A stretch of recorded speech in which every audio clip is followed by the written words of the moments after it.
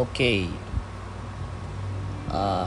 Nagigitong bi-monthly thing Anyway, so di meron tayong mga na-receive na mga questions diyan. Yan. Galing sa aking most favorite na student. Ito tanong niya sa akin sandali lang. Basahin ko sa Messenger.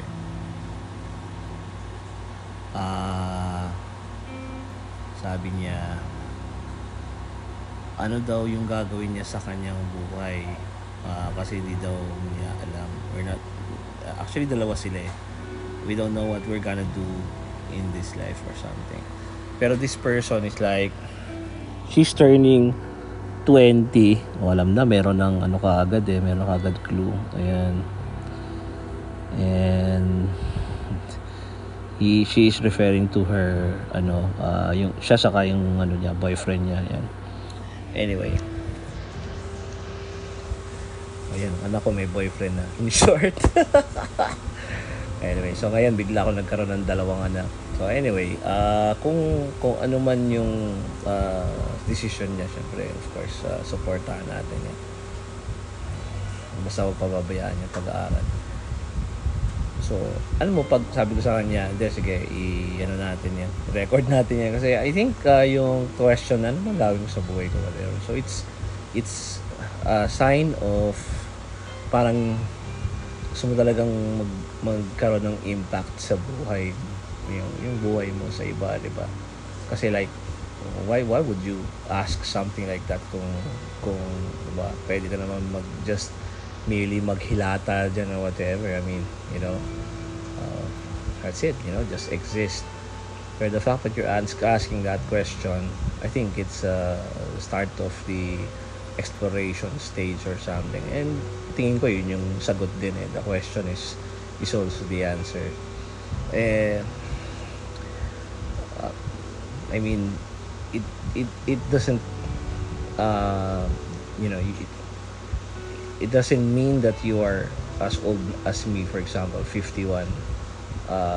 It doesn't mean that when you reach that age, you already know what you're gonna do in your life. Kasi there's always room for growth and all that. Or hindi nga growth minsan there's room for like changing your mind or something. Kaya napunta mo na isang bagay, what if balikan ko tong bagay na to and I turn left instead of right. Parang maglalaro ka lang ng RPG game, and then parang gusto mong i-relive ulit yung path and so on. Parang ganun. And in life, ganun din ang nangyayari sa'yo. Gagawa ka ng exploration stage mo. And I think when I was younger, I used to also think like yung end all and be all, like one shot deal or something. Parang kang heroic. May heroic tendency. Hindi naman, tendency ba ang tawag doon? Parang meron kang, may tawag talagang term dyan my psychologist friend would know about it. Parang meron kang tendency na mag-think na parang, oops, kailangan maging akong hero or something na yun yung gagawin mo sa buhay mo. Parang may calling ka or something. And that is why parang sa bawat movement mo, parang gusto mong mag-make ng meaning yung buhay mo. Pero yun nga, I think one of the things that I realize in life is that hindi naman talaga tama lahat ng ginagawa mo. And the sooner you get that and understand that and accept that, the sooner you will realize, life is not a game of chess. I used to say that life is a game of chess. And at the end you always lose to life. You always lose to life. Sometimes you make a blunder and you resign immediately, or you make your position worse and worse and worse. Hindi, I don't think so. Maybe life is a game of chess, but it's a series of a game of chess. Yes. So ngayon, it's a World Series and I'm in game 51. And you're in game 20 or whatever. So parang, diba, don't behave as if you only have one shot in life. Parang continue mo lang, just live life to the fullest. Kaso minsan pag sinasabi ko tong mga gantong advice, nakikita ko yung mga naging estudyante. Ayan, mga palaki ni George yan eh. Oo, tapos meron pa yung babalik sa'yo after, sasabihin niya sa'yo, ano na nangyari sa'yo? Sasabihin mo sa kanila, ano na nangyari sa'yo? Yun, hinanap ko muna yung sarili ko. Yun ang sabi mo sa akin eh. Tapos, di ba, mga 30 plus na siya sabi, hindi ka pa nag-aasawa? Wala ka pang sabihin sa akin. Ikaw nagsabi nun eh. Sabi mo, pumamatay na po. Shite. I mean, hindi naman ganun ang ibig ko sabihin. Pero, minsan nga, ko sa sarili ko. Huwag kayo masyadong nakikinig sa akin Parang hipster or something. Search mo yung sarili mo, pero as much as possible, dapat meron ka ng GPS sa brain mo na this is what I'm gonna do. Pero like, ang point ko lang naman kasi is if you don't succeed right away, don't kick yourself in the head because you cannot, your head is way too above your body. Parang you don't kick yourself too much. Huwag ka naman masyadong masasabi sarili mo na parang I missed life, ganyan, I missed my chances, opportunities, there's no more, there's nothing more left for me, parang, di ba? You lose everything. And then, iisipin mo na parang, you're a failure or something like that. Hindi naman di ba? Parang lahat ng bagay ng ginagawa ng tao is talagang sa series of decisions. Sometimes you make a mistake, but ang mahalaga is that you acknowledge it immediately. If not, sige, you wallow in that mire a bit, but don't end up blaming yourself nor other people with that kind of decision because it's your decision. So pag ganun, okay, ano bang gagawin ko sa buhay ko? Kailangan maghanap ka ng niche, di ba? Yun na naman tayo, niche in the place, in the market, wherein you can really contribute. Not necessarily agad, but hanapin mo yung talaga magpapasaya talaga sa'yo. As much as possible, meron ka na namang idea niyan di ba? Meron ka na niyan saan ka masaya. Pero iisipin mo rin siyempre yung practicality of it, Alam mo, masaya ka mag-drawing, di mag-drawing ka, di ba? Ngayon, siyempre isipin mo, okay, paano kung mawala yung mga nagsusupport sa akin? Can I support myself through this? If not, then kailangan meron kang sideline or whatever. Kung freelancer ka, pwede mong gamitin yan, pero meron kang ibang ginagawa din, di ba? Kasi responsible naman yun na nakagawa mo nga yung lahat ng gusto mo, pero you end up on the streets like, you're cold and dead and dahil hindi ka makabenta ng paintings mo or whatever, drawings mo, di ba? So hindi naman tama din yun. You can be an artist but not be like Van Gogh or something. Well, be like Van Gogh but have something to take care of yourself with, di ba? Kailangan meron kang fallback kahit pa paano dahil syempre you have to exist, diba? You live your life, di ba? Yun, ang mahalaga kasi dyan may nagsusupport sa iyo Ang mahalaga naman sa atin, we support you, kami bilang mga magulang mo or something, we support you. Sa mga ibang bata naman dyan, I'm sure your magulans, your parents also support you. If not, then okay lang, di ba? Supportahan niyo yung sarili ninyo. Ako nandito lang, share ko kayo guys. Kung ano man ang nyo, just drop me a call or a line in Messenger. Hanapin nyo ako, sabihin nyo, nakikinig ako ng podcast mo.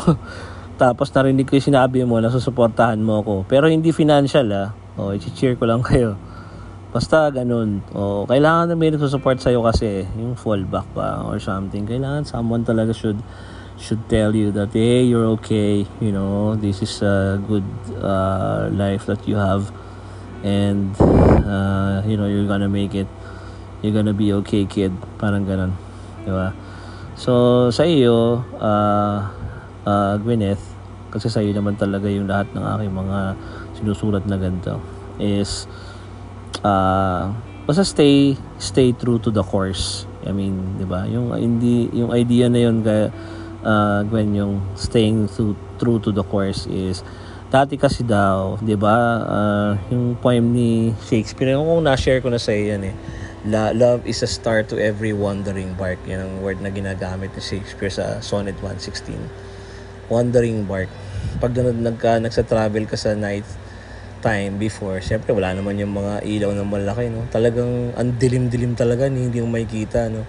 So, love is like love, no? Hindi ko naman sinasabi na kayo na maging yayaring kayo na, di ba? Pero malay mo, who knows, di ba? Parang love is like that. A small flickering light at the end of the night sky. You know, no one, parang it's so far away, but you know it's right there, di ba? And it's so small to give you guidance. Pero as long as you know that somewhere out there, it's just too far away, no? Pero it's there to guide you, no? And it's flickering down there in the darkness. It's it's a source of inspiration in this life, because in this life you will see a lot of darkness, a lot of pain and sufferings and all that, times when you would rather disappear or give up, diba? And you could always look at the same star, and that star will never stop, being there for you. Kaya nga sabi, staying true to the course, kasi pag fina-follow mo lang yung star, North Star, it always leads you to where your destination is, yung north, di ba? So you just follow that. Pag nakikita mong, teka, bakit nasa kanan ko na yung dapat nasa diretso ko yun eh. So ibabalik mo na naman yung bangka mo. You don't know because it's too darn dark. Pero you're just turning your boat because you know that that's the course. Diba? So kaya ako sinasabi na stay true to your course. Lagi kang nakatingin dun sa may North Star. And that North Star is your star, your guide. So para sa akin yung guide na yun parang dream mo din yun eh. That's your dream, that dream is just for you alone. Don't believe that it's for you alone. Or in the case of your friend, sa kanya din meron siyang star, and you look at that star and that's for me alone. And parang it doesn't belong to anybody else but to me. And you don't compare yourself with other stars.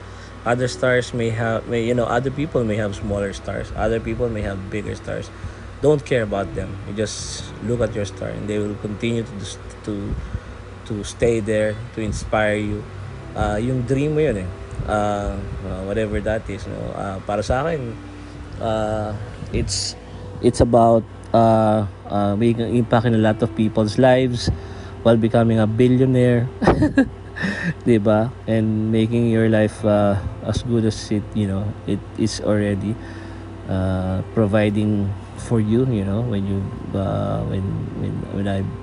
when I become older and all that. And malay mo, maitayo pa natin yung bangko natin. Diba? So, yun. Nakatingin ka lang doon sa star mo, and that goal of yours will always inspire you, so whatever it is, and kaya nga siya star. It's too far away, it's there. If you don't yet discover it, you have not yet discovered it, don't worry, because it will it will make it clear to you someday. Ay, hindi pala someday, in a little while, malapit na. Kasi you can always attract the positive eh. Basta positive ka rin lang, always attract the positive, and it will always come to you. And always be positive, kasi yung impact mo sa buhay mo, talagang nakalaan yan para sa iyo. The universe will find its way back to you, and you will be able to inspire a lot of people and impact a lot of people's lives with your life. Kaya basta kailangan positive lang, whatever it is. In short, anong gagawin ko nga, yun nga tinatanong ko sa iyo, anong gagawin ko, di ba? Sasabihin mo siguro yes, yun nga, i-pursue mo yung dream mo. Siyempre mag-aral ka pa rin. O si pare, mag-aral din siya. Tapos i-try ninyong i-discover yung inyong worth and strength, and in lives, I don't want to say kasi conjoined na yung dreams and lives niyo because you're still too young to do that. If you wanna do that, pwede naman. Nga lang, meron kasing risk din yun pag masyado kayong maagang nag-isip ng ganyan. Basta mahalaga, enjoy nyo lang yung buhay nyo and treat yourself as your inspiration, each other's inspiration. As you grow and grow, forward and moving towards your dream, diba? Nakikita mo ng mas malinaw yung magiging buhay mo o paano mo siya spend. Kasi yun nga love is not about two people looking at each other. It's about two people looking at the same direction. The same direction may be your North Star. That one star that guides you both. So sabi nga sa kantang somewhere out there, di ba? You and I may be looking or dreaming at the same bright star, di ba? So you look at that star and who knows, that bright star may be both your star, di ba? So just continue moving forward. Yun lang yun. And treat each other as each other's inspiration. Kasi yun naman talaga ang umpisa ngayon And then take it one day at a time. Don't be too much in a hurry. Basta you always move forward. Forward ever, backward never. Basta lagi lang pupunta doon. And huwag magwe-waste ng oras, about dreaming and looking at stars. Hindi. Basta yung sinabi ko stars, puro mga poetic license lang yan Dad. Basta, ang ibig sabihin nun, kung ano yung nakikita mong gusto mo i-pursue mo talaga siya. Yun yung ibig sabihin nun. Huwag ka makikinig sa mga negative thoughts ng sarili mo, ng ibang tao, lalo na yung mga taong mahal mo sa buhay. Kasi sila yung mismo nagiging dream buster, yung magiging dream snatchers. So, just focus on that, And, pursue that. It's not going to be easy. It's going to be hard, lalo na pag-pursue ng dreams mo. Other people will laugh at you. Other people might not treat you as as they would. But in the end, the only thing naman that you want to make happy, or yung sarili mo naman, hindi naman ibang tao. It's your life anyway. You're the only one who can see your vision, your goal, at saka what you're gonna be. So, ikaw yan. Kami, nandito lang kami sa tabi mo. Andito lang kami sa gilid mo para mag-cheer sa'yo. And kung sino nga ba yung pangalan ng boyfriend? Eman. Si Eman man ang yung talagang, tama ba? Pag mali ito, shit. Sorry. Buburahin ko to. Di ba? Hindi, alam ko yan. So, parang, yan. Kung siya man talaga yun, ngayon pa lang, as early as now, siya na pala. O, di tama pala si Dad. O, di ba? Sabi mo, di tama pala. Basahin mo man yung mga natin. The universe finds you no matter where you hide. Talagang it will always find you wherever you go. Bye, love you.